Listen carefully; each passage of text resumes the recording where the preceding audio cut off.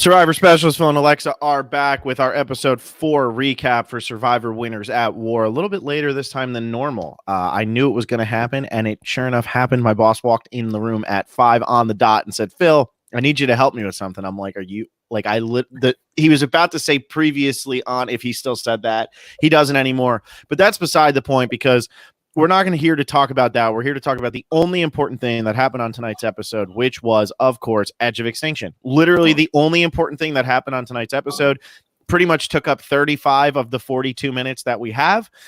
Alexa, what was your take on Edge? Because I know even as somebody who wasn't watching and was trying not to look at my phone, every tweet we got at us was about Edge of Extinction. What was your take on this? Well, what do you think is going to last longer, tonight's podcast or Edge of Extinction? Because I'm putting my money on Edge of Extinction. That was, I don't know. I looked at our mentions and it's kind of half and half. So I go a lot of ways here. I love Ethan. This was so good for Ethan. Amber was the one who narrated this. Natalie Anderson, I mean, if she's not freaking winning this thing, like, what have we been doing spending all of our time with her? Also, if anyone ever goes on Survivor, become a CrossFit person. Natalie Anderson is a fucking animal. Oops, sorry. Danny Boatwright, coming in hot. Danny has an awesome confessional about now giving childbirth. You at least get something out of childbirth. You could have shaved 5 minutes. I get it was almost 10 minutes long. I get that was the path, and I get that these shots were gorgeous. We get the Ethan getting hurt shot, and I love them all coming up together. It's all good, but shorten that down. I know I've been wanting to watch Ethan for how many years? I know we've all been wanting to watch Ethan for how many years? I could have gotten that in 5 minutes. I could have gotten it in 3. That's my biggest problem, is this was almost 10 minutes long. And I love Ethan. I mean, I was always a big Ethan fan. Yeah. I've said that so many times. I don't mind the characters who are there, but for all intents and purposes, they're out of the game. They've been voted out. And right now, no matter what they're doing on that island, the only thing that matters to me is who wins their way back into the game. Because I don't give a crap about anything else. And this isn't a knock on anybody who's out there. This is literally just saying that anybody who does not come back from Edge of Extinction wasted my time tonight. And if one of those 4 is going to come back at some point, or maybe Tyson does. I mean, Tyson, you just had Tyson get sent there, one of the better challenge performers on this season, especially in those individual type challenges that this one is definitely going to be.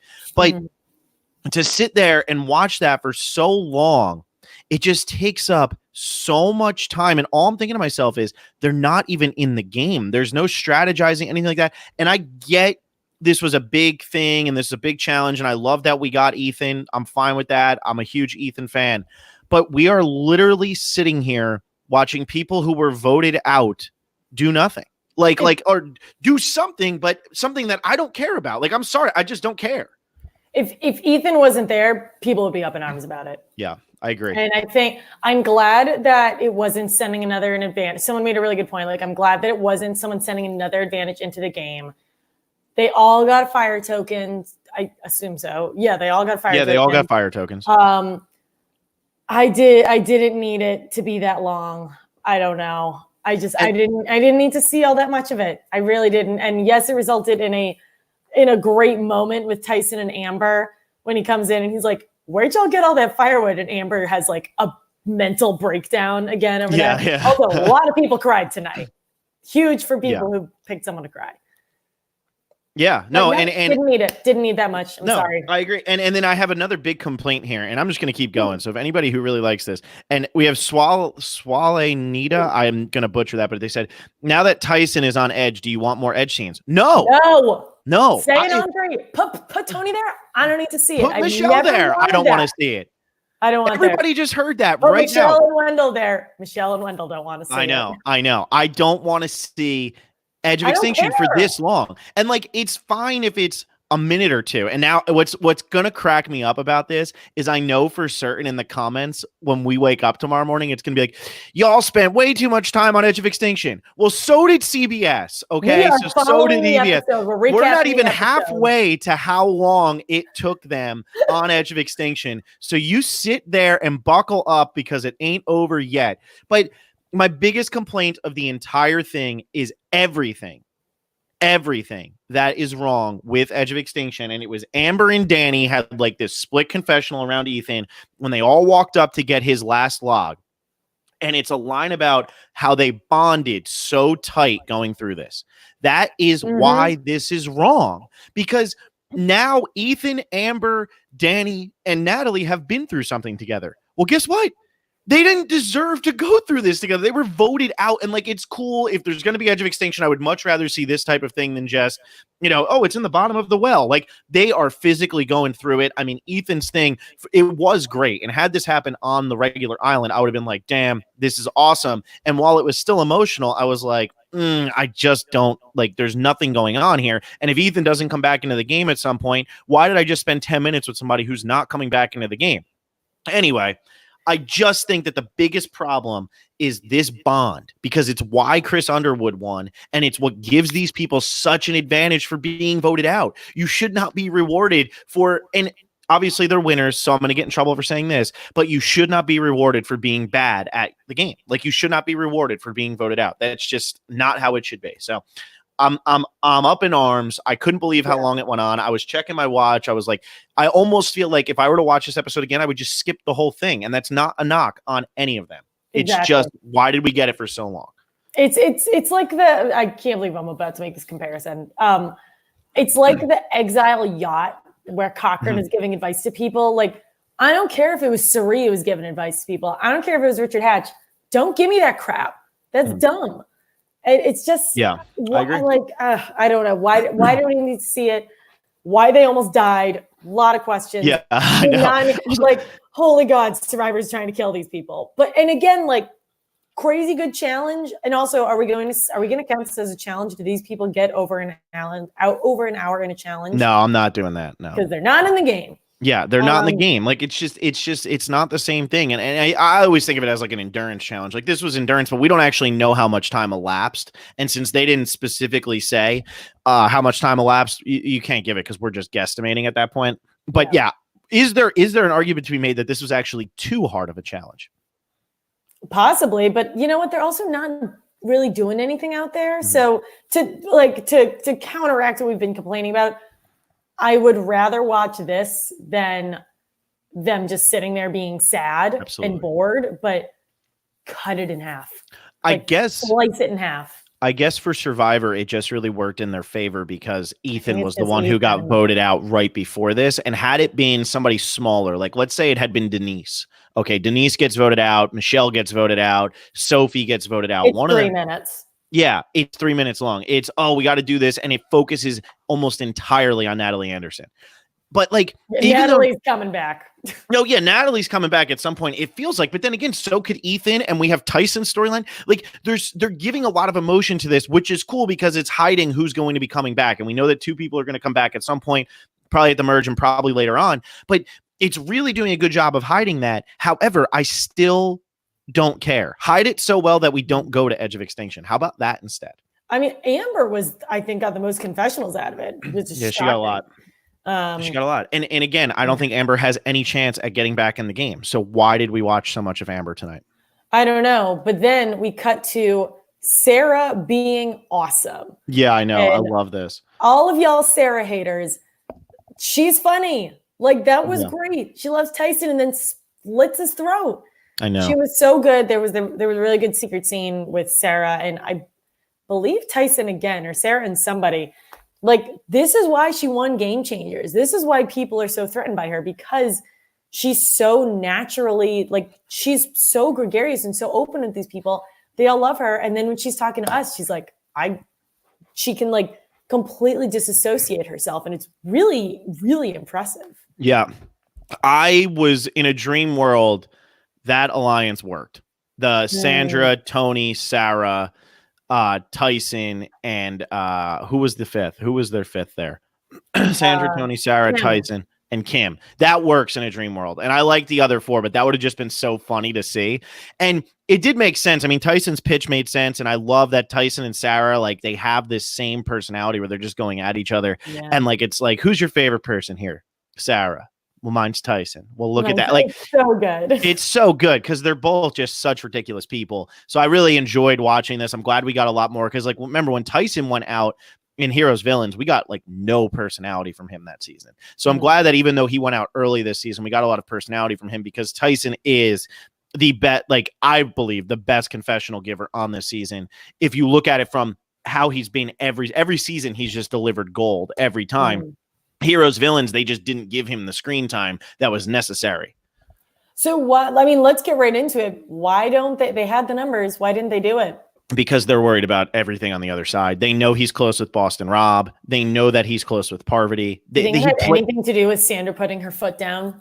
And it probably did. Kind of being a little, I think if that was it, I think that's kind of an emotional move because I think getting rid of him, I don't know. I don't think it's a good move, but I think they know a swap is coming. And let's say you're on a smaller tribe already and it's 5 and you might have the numbers to get rid of Tyson, or it's between Tyson and Nick and you can pick off either one and you have, tribes of 5, 3 tribes of 5, your tribe of 5 can either pick off Tyson or Nick. You probably vote off Nick because you already know where you stand with Tyson. I think it's the fear of the unknown. You got to remember, Tyson started on a tribe and was aligned with Boston Rob very closely in Heroes Villains. They're very close in real life. Him and Jeremy are kind of close. Like, I know they played the poker thing together. That counts for something. He has too many connections. Tyson was probably the best connected person in this game. And so you have to get rid of him just in case. Now, Tyson could easily win his way back in. Right now, you're looking over there. Ethan, obviously not what he used to be. You have Danny. Natalie Anderson's an absolute beast. Yeah, she's Tyson awesome. Natalie. But right now, I'm leaning probably towards Tyson just because he's proven it and he was in the game a little bit longer. Like, Natalie Anderson's had to expend so much more energy just by being out on the edge of extinction. I mean, at this point, though, Natalie Anderson better win the freaking game because otherwise, why did we see so much of Natalie Anderson in these first 4 episodes? Yeah, seriously. Yeah, I think you're right. I think if this vote if the Red Tribe went to Tribal Council last week, Nick goes home and not Tyson. But I think you're right. I think the swap had a lot to do with it. I think it had a lot to do with it. And we'll talk about that with the other side too, because we see a lot of this talk of like Adam and Boston Rob and all of that. And by the way, anybody who thinks that I hate Boston Rob, I have written down and circled right here. Wait, how do I get this on here? Boston Rob MVP. I thought Boston Rob had a phenomenal episode tonight. I thought he was great. That comeback was epic. But I think we should start on that tribe with what actually started off the episode. Yeah, someone said Adam's apology tour was not as either extensive, not as good as he wanted it to be. It's because it was cut short because Edge of Extinction is 20 minutes long. Hey, speaking of cut short, Adam was castrated. So just so everybody knows. Adam Klein. I mean, and my favorite thing was like Michelle had cut short. She had nothing. She had no reaction to that. And then it was like, and I pooped my pants. And she thought that was like the funniest thing in the world. Michelle is a PG rated humorist. Yes, exactly. Castration, no joke here. She probably watches Game of Thrones. She has no time for that type of thing. But pooping your pants. Incredible. Now we're getting somewhere. No, I just got crucified. She's like, I don't care. I don't care. Yeah, exactly. But did you poop your pants? Because that's amazing.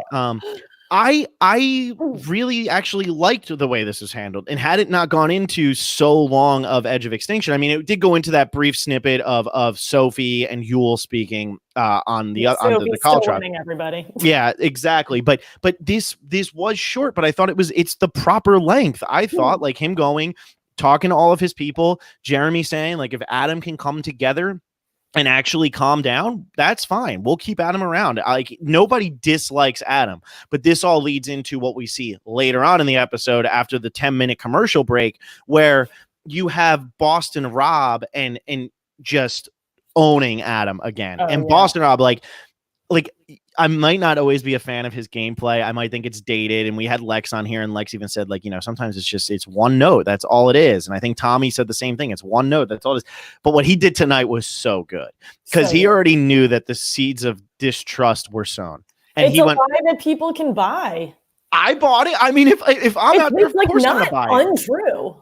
Not untrue at all, because he's sitting over there with the two of them, and all Boston Rob has to do is say, you guys don't trust him, so he's lying. He's trying to talk us up. And Adam, I feel bad for Adam because he's not trying to do anything, but still just walking off with them. It hurts. Yeah. And I just think like wiping off the stain of being untrustworthy is going to be really hard, especially now that there's a swap. Yeah, exactly. The swap is not looking good. It could look good for Adam. It really depends who he ends up with. Very glad that Sele won. I'm glad we're only one off heading into this. And regardless, so my mom made a good point that I missed until this episode. They're not swapping sit-outs. Sandra's sitting out for the rest of her life. Well, that's because they only do that if it's in the same episode. That's been something that's been going around for a while because they kind of stopped doing the reward challenges. So you can sit out in back-to-back episodes. You just can't sit out in back-to-back challenges in the same episode. So if there was a reward and an immunity, Sandra would not be able to sit out every time. But I already hit my Sandra 3 sit out. The Sandra bench has already taken over for me to get I loved that whole thing so much because Parvati drops that, and I took it the way that Sandra did, where I was like, that's funny. Yeah. And Jeff's like, oh my God, are you guys going to fight? I want you to fight. And Sandra's like she's so right. Jeff forgot Heroes versus Villains happened. Exactly. It was like for a split second, he forgot that Parvati handed Sandra an idol at one point in that season. I mean, come on. Like they're not Parvati. Everyone's just trying to get rid of her and throw shade at her. She's doing nothing wrong. Honestly, it's why though Parvati's able to last so long all the time is because everybody throws shade at her, but then they realize like, well, she's really not doing anything wrong. No, she's doing nothing wrong. Yeah. And then they get her a loyal game, making fun of Sandra. And it's too late. And then you know what Parvati is doing wrong? Not jumping. Yeah. Oh my God. Well, we'll talk about that for sure. I mean, okay. First of all, those were so much higher than they are in previous seasons. Yeah, that looks horrible. I think Adam had done this before, and it used to be like you would just run out and grab it, but now they made it more difficult. And they picked their 3 shortest people to go up there and jump. The 3 shortest. Like, even if you were like, okay, Adam's not really a good swimmer, Denise isn't really a good swimmer. Parv, can you just swim and we'll have like, I don't know, Ben, just in case, go up there and jump just in case they're higher than we think. Like they do walkthroughs of these challenges beforehand. Mm-hmm. And they weren't even close. Like Denise had no chance. Denise had to be on stilts for her to reach that. And even if she was on like a spring diving board, I still don't think Denise would have reached that. Well, that's the thing. They couldn't even get a running start. They couldn't really like commit to the jump because they were on like a plank. This was a very interesting little twist that they threw in because it was a little twist. It wasn't anything huge, but we're used to seeing them just kind of walk up the ramp or walk up the ladder and get like a little bit of a running start. Here they had to walk out on the plank, and I don't think they accounted for that. So you don't have a running start, and now you're just jumping from flat feet. I mean, the first time Adam grabbed it, he landed back on the board. Yeah, that was insane. I mean, Courtney Moon, anybody? There goes Adam's leg. Yeah, that's a really good point because like you need the swimmers to be fast, but at the same time, when you have a puzzle like that, I guess that's not the puzzle that you'd expect people to get tripped up on. And oh my God. This I couldn't tell if this was like Cass coming back in the Final 4 challenge, and that's why they kept shooting the camera back to them, or if we were about to get a like Adam redeems himself moment. I didn't really think that they were still going to win until they got to the puzzle. Robin Michelle crushed it. This was probably as big of a comeback as what the Les Suit 4 had because I mean, different circumstances, obviously, but that puzzle wasn't that hard and Nick had already done it before. And I mean, Parvati kept jumping, and I'm assuming what happened was when Adam would jump, then Parvati was able to climb and at least give Adam a second. And that's why they were probably switching off who was jumping. But Parvati was never close. Just Adam. Yeah, because Parvati was never close either when she would try. But like, they were so far behind. I mean, Nick and Sarah had to have had a 15-minute head start at least on that puzzle. I don't know why they struggled so bad with it. I mean, they haven't struggled at the puzzle portion at all this season. I think they did a little bit last week where they gave up their lead, but they ultimately figured it out. And I think they just play conservatively. This one, I don't understand what happened because by the end of it, they had like 2 pieces in it. I don't even know if they were right. Yeah, I know. Well, I guess Sophie, who switched out, Sophie's usually the puzzle person. So she must be a really good swimmer. So I thought Sarah was supposed to be a really good swimmer, but no, they were swimming. Right? Because it was 4 people were swimming and 3 people were in the boat. Yeah. So whoever could have done it. And I'm surprised that they went, I think they went with Nick because Nick had done it before, but Nick completely dropped the ball. Yeah. And Nick had won that challenge. Yeah. It sounds like I didn't remember that. Well, how bad was the Goliath tribe? Pretty darn bad, I guess. Like, I think that was the one he won maybe to have Jeremy sent home. But I don't know. I found that very interesting that they were able to come back. I mean, look, it was an awesome moment. I thought it was really great. I thought Boston Rob absolutely killed it on that puzzle. I mean, I loved Jeremy sitting there just being like, oh my God, because I don't think he believed this isn't happening. Yeah, he did not believe that it was about to happen. Even when he was just sitting there as the puzzle's going in, you could see like he wasn't that excited because I don't think he believed it. And then we get the really good confessional from Adam afterwards, his kind of like redemption thing where it was like, my mom said all Adam's got to do is just once he puts his mind to it. And it's like knowing the whole story with his mom and all that. Like it was just this was such a good episode for the Sele tribe. Like I really enjoyed everything we saw over there. And it's kind of like, yeah, we dwelled on Edge of Extinction early here because it was just too long, I think. But this Sele tribe, for a tribe that didn't go to tribal council, like really fun episode, really emotional episode. Like that's what I want to see. They're all still in the game. And as far as I'm concerned, if you get voted off on this season, you're not going to win. Like that's just not going to happen. So give me more time with the people who are still in, who have a better chance of winning. Like that's just what I want. Yeah. I'm now, especially with how close like this Edge group is, this happened early. This is definitely going to happen again. So I'm super curious to see how it works out for the people who do return. Well, and think about this. Let's say Natalie Anderson gets back in the game and sits a final tribal, right? And she's sitting against, let's say, two people from the blue tribe. Let's just say it's Michelle and Jeremy. Adam. Yeah, Michelle and Adam, Michelle and Jeremy, whoever it is, and then you have Natalie Anderson. Amber's only met Natalie Anderson. Of course she's going to vote for Natalie Anderson. Tyson, even though he knows, I think he's probably met Michelle, and I know he's met Adam, even though he knows them, he still only knows at Natalie Anderson. So it's so crazy to me, like this what Edge of Extinction is able to do. It's not that you're a better game player. And like, look, what they did tonight, what all four of them did tonight is impressive. Like, I don't want to do that. I don't want to do that one on a full belly. And I can just imagine the heat and all that. Like, I don't want to do that. But just because you're in this thing where you literally don't have to worry about strategy, it's just about getting up there. They can all hold hands and sing Kumbaya while Ethan is going up there to get his last log. You can't do that in the game. I mean, Tyson even said, oh, we'll get an easy vote out of the way and then it'll all be back to Kumbaya. Well, great. And now Tyson went home.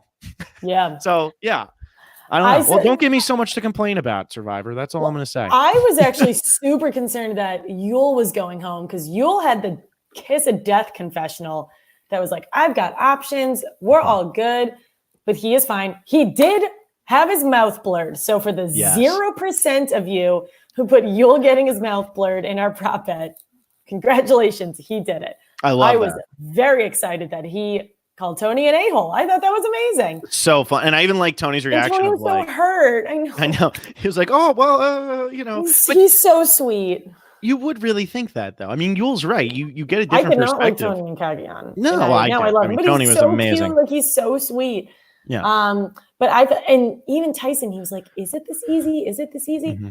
But you see this a lot. I've seen this ton in modern seasons, and it's probably because I've been analyzing Survivor a lot more than I have in my previous 15 years. But that easy vote, when it's decided early, that's not the vote that happens. Well, that's the truth. But then Tyson was decided so quickly after. I was like, is it going to spin and be some third party here? Because Nick and Tyson, I was waiting for Wendell to get the hit. Yeah, I was just waiting for something random. But then again, I mean, we have to always. I mean, we'll talk about the preview for next week, but we'll get there. I just want to say we go from Invisishell to all of a sudden, like the tag for next week. The thing that's bringing you back is that her ex-boyfriend is that. It's like, wow. Wendell with the tweet of the night, it was just whelp. Yeah, I love it. So anybody who's wondering about that, it's Wendell, who is Michelle's ex-boyfriend, and the two of them are going to be on the same tribe next week. So. And there's no one more excited for that than me and Phil, because I have a not so secret crush on Wendell, and Phil has a loud and proud crush on Michelle. So. I don't have a loud and proud crush on Michelle. She's just the greatest winner of all time. You're passively interested. I have an obsession with Wendell. Exactly. No, and I mean, not to get off topic here, Incredible. But like, cannot wait for that to happen. And I can't believe though, and I just wish people would like really like put this into perspective. The tease for a swap episode of Survivor was just that Michelle Fitzgerald is on a tribe with her ex-boyfriend. It's incredible. It's so crazy. Like, who would have thought that would be a tease for this season? It's all winners. And you know that and like there's a lot. Okay, let's just talk about it. There's a lot to unpack with it because, I mean, I've only internet stalked them so much. I do not know anything about their personal lives. Like we had a title. Like she dropped a B bomb. She drops the boyfriend bomb. Well, where are we at with that? Are we being family friendly? And I thought even I was like, before Wendell's tweet, I was like, oh, maybe she's just doing an analogy and they're really just like hitting us with a red herring. But oh no. Michelle and Wendell are in the same tribe and someone's not happy about it. No, there's no way that was going to be an analogy. I think it's so funny. I mean, look, it's one of those things too. I don't know how much the other survivors actually know about this one because obviously they were all worried about Rob and Amber and because they're pretty openly married. I think people know about that one. But maybe got married on national TV. I don't know. Like, I mean, yeah, we all knew that Michelle and Wendell had a thing, but we never saw the B bomb, like you said. We never actually saw that out there. So maybe everybody didn't really think it was all that serious. And now she's saying that, and it's maybe like, well, that's why they're exes. Yeah, you're gonna let these two people be on the same tribe, and like maybe they're exes who are like still friends, so they work together. Maybe they're not, but like. I'm trying to figure this out, Alexa. Maybe you can help me.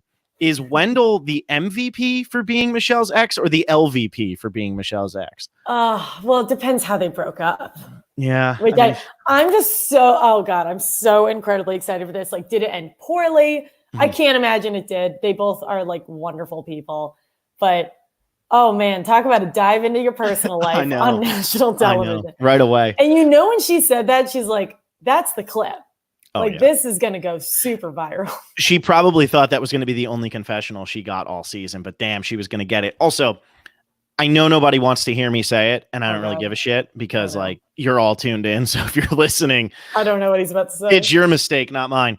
Did we notice again I think this is the 3rd out of 4 weeks, Michelle being disappointed with how the reaction was to her win and wanting to prove herself was mentioned yet again. So I loved that scene because, and that was just like, that was a camp life scene. Like nothing came of that. So loved that. And then the Michelle and Wendell couples tell all. We will do our damnedest to make that happen. So she says that, and then Rob makes the point like, hey, if you win, you win. And there's a clear cut, and then it's just Michelle absolutely cracking up because he said, I won Redemption Island. Yeah. And she's just like dying. Or it's probably because his wife, he has to say that to quite often right when they first got married because Amber won and nobody thought she deserved to win. Excellent point. It was one of those. And I like her laugh, that was a like belly laugh. Like he said something funny there. And if anybody wants to know, the real reason Boston Rob is the MVP is because he was encouraging Michelle, and that's all I really care about. Yeah. So. Oh, also, great comment in the chat. This is like X on the Beach. What's that trash show, that bad show that Jay was on? Jay was on it, right? I was going to say. On the Beach. This is it. This is the new Love is Blind. Little do we know that Adam Klein and Michelle were actually dating, but she's just realizing now that they dated. She's like, oh my God, he's back. Why did this happen? It would be great though if it wasn't Wendell, if it was somebody else, like she was actually like her ex-boyfriend was Nick Wilson. Like that would be pretty awesome. I mean, Nick went goo goo gaga today at Tribal. So talking about Parvati. I had a huge crush on Parvati, and Jeff is like, please, Nick, keep it in your pants. Please. She's married. She has a child. Please stop. You're She's married. She's not the flirt anymore. She's a mom, Nick. Yeah, exactly. You have a wife. Calm the hell down. No, I loved it. I mean, I think again, like it goes back to how good these characters are. And oh no, what happened? I didn't see it. Brendan. That's true. So Adam and Michelle, if they were dating, Adam is a eunuch. Yeah, exactly. What's the word? Why can't I think of the word? Celibate. That's what it was. Yeah. That's someone who doesn't have sex is what Alexa was going to say. I know. I was about to describe what a eunuch was, but. Oh yeah, no, a eunuch is Lord Varys. That's what that's a word that no one on the planet had heard of until Game of Thrones happened. So History of the World Part 1, everybody. Mel Brooks comedy. Everybody knows this. He is a eunuch. Somebody go watch that clip. Somebody find the Mel Brooks clip. All right, let's go to the Red Tribe. So Tony's the one who flips this around. Yeah, I know. He's off a house arrest. And let's be honest. Tony's probably right here. I know I made an argument earlier that getting rid of Tyson was because you're worried about all the things he has on the other side. I do think that keeping Tyson is probably the right move here, though, because Nick is dangerous because he gets underestimated. And he even said tonight, I almost feel like I'm not that good of a Survivor player because I'm sitting around all these legends. Nick's not stupid. Now, he might come across as stupid and he might not be able to recover from that later. But if there's anybody who can do it, it's Nick, because that's exactly how he won David versus Goliath. Yeah, so, that is how we won. And Tony made a great point. He's not a shield for anybody. He's not a target and he's not a shield. Tyson is both, and he would actually align with you. I don't know. I could understand where Sandra was coming from. I could understand where they're all coming from, that Tyson just has too many people on the other side. Tyson's a little too sneaky, but man, you really get no benefit from keeping Nick around, I don't think. I don't know. I think from the knowledge that they have, they don't know that Nick has this secret alliance with Yul and Sophie. Mm-hmm. So I think to them, they probably think that they can control Nick because that's the game.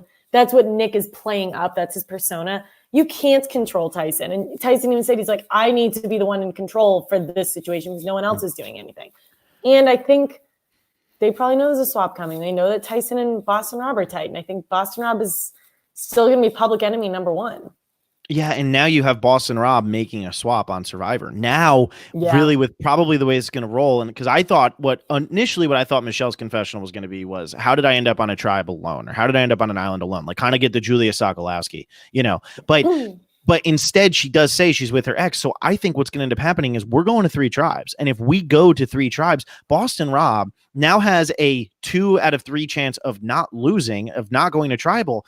Man, you guys just let this guy make the merge? You're going to let Boston Rob make the merge? Are you kidding me? Like, and I'm not saying he's going to, because his tribe could still be the weaker tribe, but I just think it's kind of crazy that it's gotten to this point where Boston Rob and Parvati and Sandra, they're all still there. Like, we've lost some cool names and we've lost some people we've wanted to watch play again for a long time.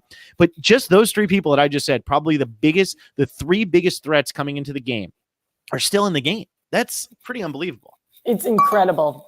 And it shows why they're the 3 best winners. I know. Well, yeah. I mean, the 2 people with statues built of them have made it to emerge. Incredible. It's crazy. That's crazy. I don't know. I would go so far as to say that one of them makes the merge.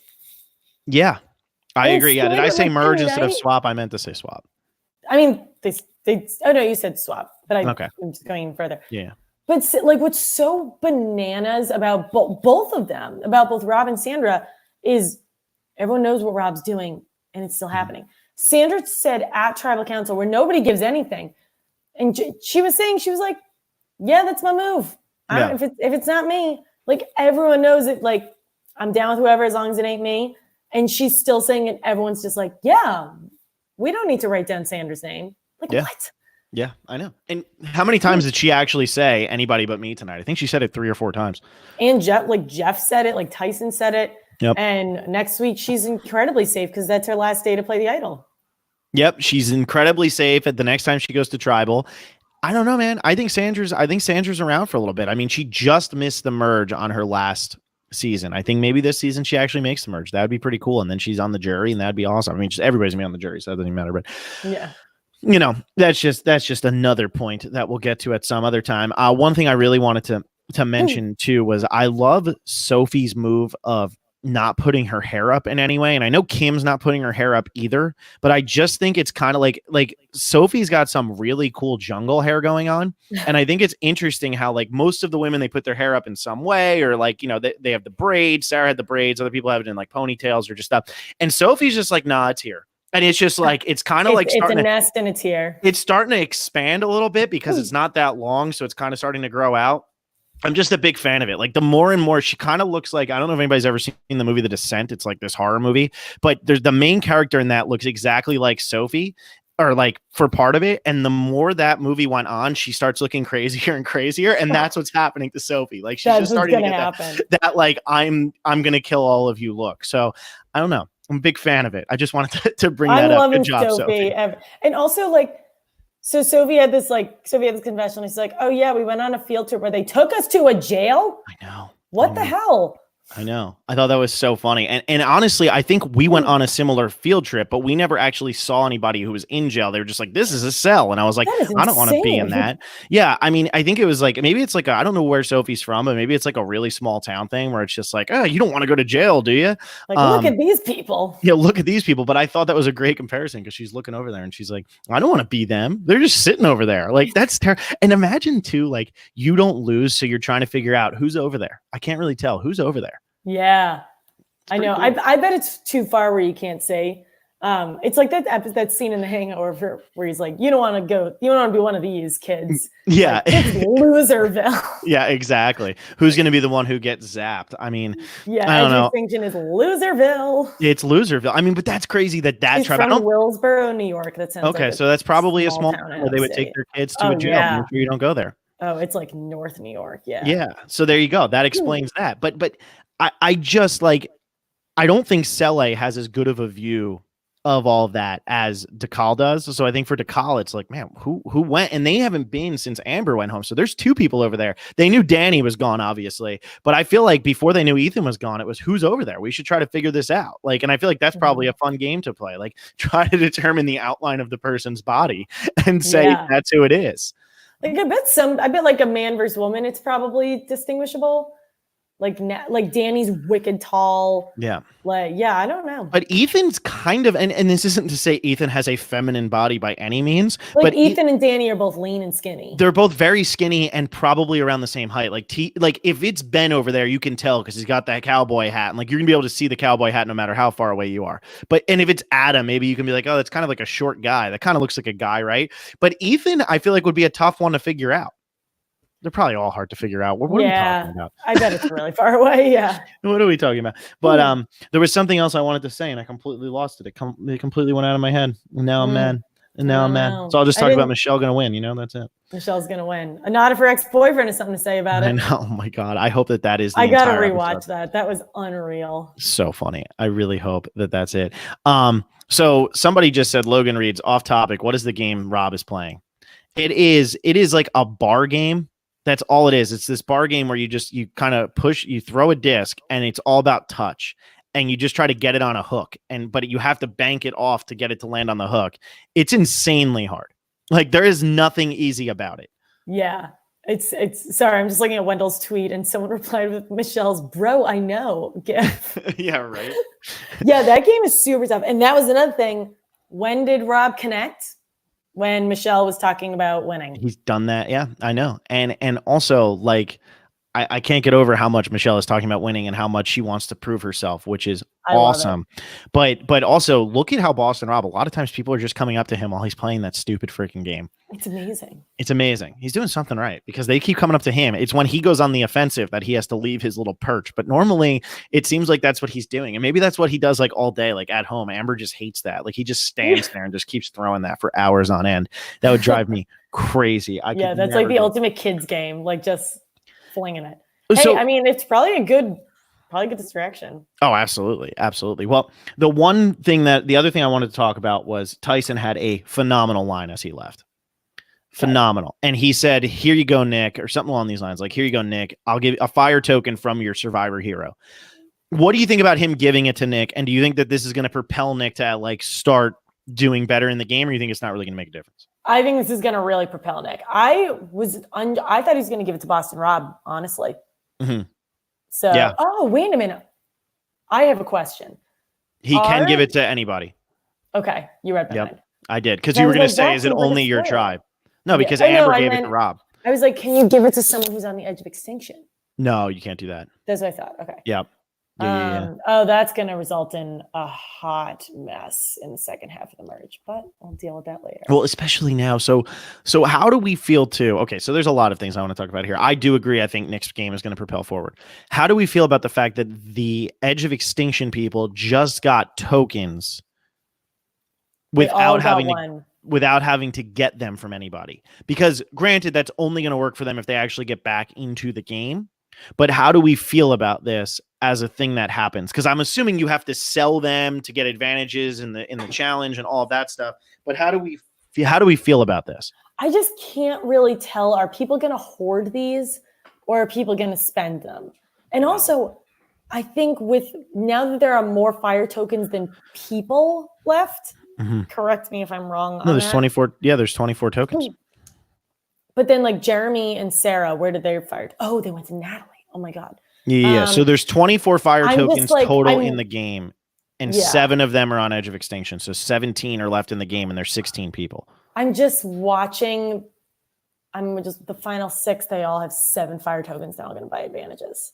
Yeah, That's and where I guess I'm seeing this going, and I don't like that. Like, if you're Natalie Anderson, what do? Do you try to get back in at the merge, or do you continue to save all of your fire tokens and just try to last as long as you can out there and get back in later? Like, what do you spend all your fire tokens early or no? I think you got to get back in the game. I think that's the only way she wins, but that's an option.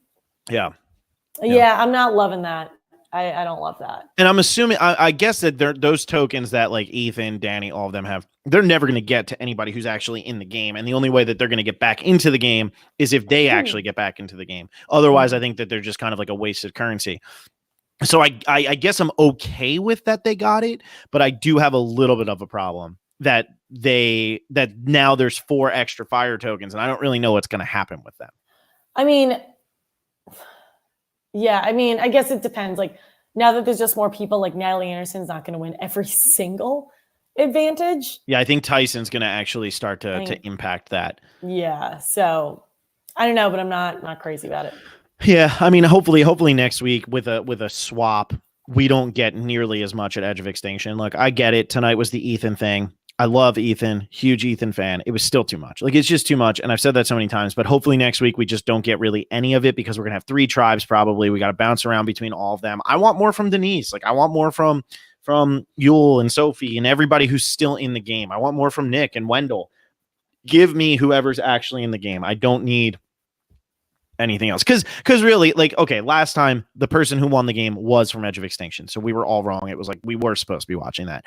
But on an all-winner season, is a person who goes to Edge of Extinction really going to win the season? I don't think so. So to me, it just kind of feels like a lot of energy wasted that we could be spending with, these great characters who are just stabbing each other over and over again. It seems like every opportunity they get, they're just screwing each other over some way, shape, or form.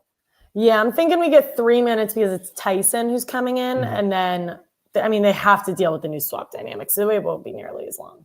Yeah, I don't think it'll be nearly as long. They probably won't. They wouldn't stack those things back to back. It's not going to be like, okay, now go pick up 21 logs and carry them down. Yeah, well, all the girls did 21 laps. I know. Well, Ethan might have done like 1,000 laps, just like going up one step and falling back down, going up a step, falling back down. So who knows? He could have done a lot more than what we actually saw. I don't know. When you were referencing Tyson, I thought you were going to say that a certain someone's fantasy team is garbage. Well, and it was trash. It was good this year that we had the ghost, like we all had like the ghost tribe or whatever we call it. Like, it was you, me, and Vaughn, and then we have the ghost tribe. Normally we just give it to somebody, and it was good this year. We just gave it to intern, and Yumi and Vaughn did very well. Out of the first 5 boots, 4 of them were on the ghost team. 4 of them were on the team of just leftovers. But fun fact for intern, who I'm referring to as the ghost team right now, he spent all of his money. He was the only one out of all of us to spend all of his money. He spent all $500. The $500 he spent was across 4 players. Their names were Amber, Natalie, Ethan, and Tyson. He has Sarah on his team, and he got her for free because me and Vaughn and Alexa didn't want her, or because me and Vaughn didn't want her. Alexa had already run out of money at that point. But because me and Vaughn did not want her, intern got Sarah. And that's the only person he has left. Whoopsies. Sarah's killing it. Yeah, she's doing great, but also don't mess up like that, man. Like, be better. We can't be having you on as one of our specialists if you're going to lose the 4 people you spent money on in the first 4 episodes. 4 episodes, 4 of his people are gone. We might need a new intern. We might need a new intern. I hate to say it. Goodbye, intern. You're out of here. I mean, applications. Who do you have for MVP? It's not Sarah. Sarah was cool, but it's not Sarah. So he doesn't get MVP. To me, the MVP is Nick. Nick's head was on the chopping block. He's been on the chopping block for a little bit. He recognized that, did not freak out, and he pulled the Devin move. He threw the vote on Kim because he knew every single person was voting out Tyson. I thought that was a smart move. Yeah, let's talk about that too, because from where we were sitting, from the way that it was breaking down, we thought it was going to be a 4-4 split or a 5-4 split, and Nick was going to be part of that 5. It seemed like there was actually a pretty good chance that 4 people were actually going to vote for Nick and 4 were going to vote for Tyson, and then he would throw his vote and vote out Tyson. So when that happened, it was like, wait, are we going to get a 4-4 tie here? Or is he about to Tyson himself? And I thought that was crazy. But also, I think Nick knew what was going on. And I think this is definitely something you have to do. This was 100% the right vote for Nick to make, because he knew that Tyson would vote for him. And he knew every other vote was going on Tyson. Let's just say, I mean, Tyson probably thought every other vote was going on Nick. So he had to make this Kim vote, because if Tyson does play an idol, which he was acting cocky, or not cocky, but arrogant and confident and all of that. Yeah. And if Tyson plays an idol, Nick goes home because of the 1 vote. You have to make this vote and put it on Kim, because everybody can get behind throwing votes at Kim afterwards rather than throwing votes at Nick, which he didn't want to happen. And Tyson was very surprised. Like when he got that second vote, he was like, oh crap, I'm out.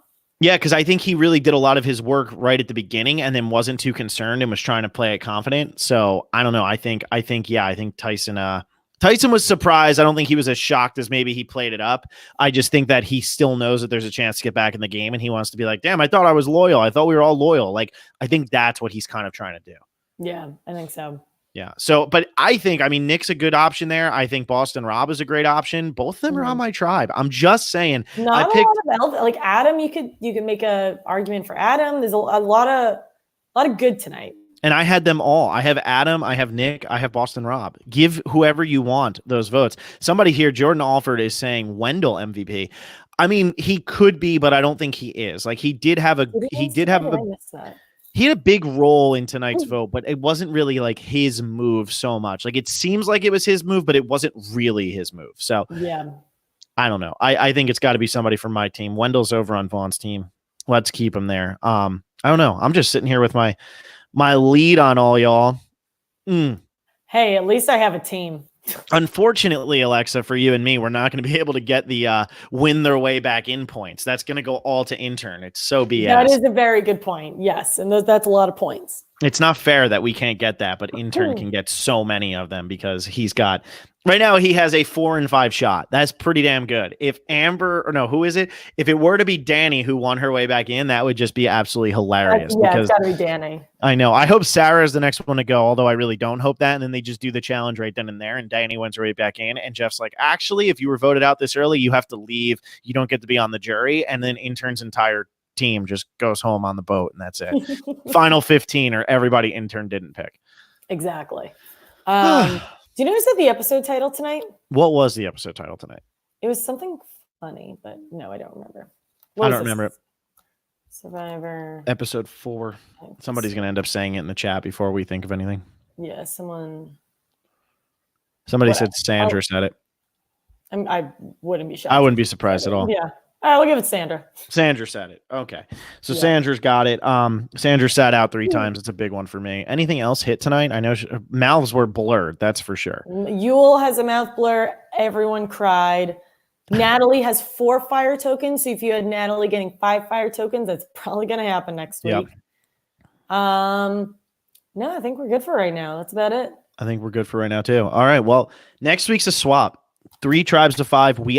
So right now we think we know who our guest is going to be on Sunday, but we're not 100% sure just because we have a very small window of time that we can do it. A surprise. So it shall remain a surprise, and hopefully that'll work out. If it does, it'll be fun, and they'll get the unfortunate task of trying to figure out who is going home on the swap episode, and we won't even know the tribes. We just know Wendell and Michelle are together.